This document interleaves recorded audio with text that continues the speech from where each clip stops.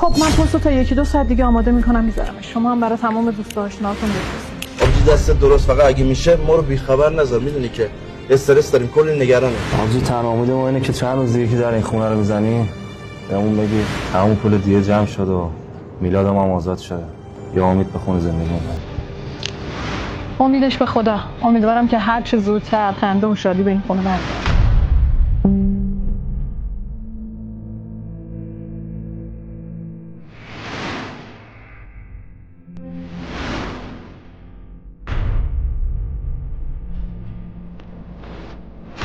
سلام، حالتون چطوره؟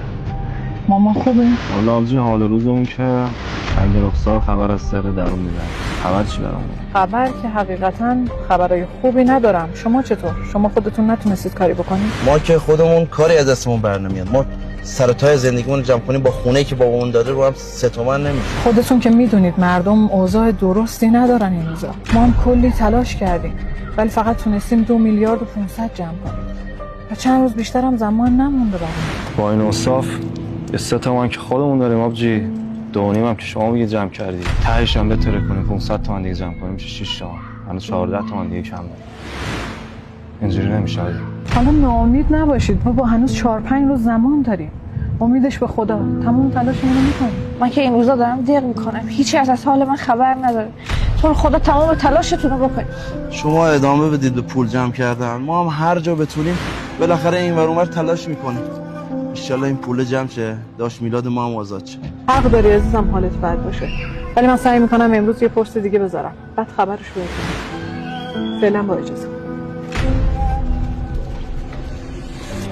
علی داداش اینجوری انگار فایده نداره، به جایی نمیرسه.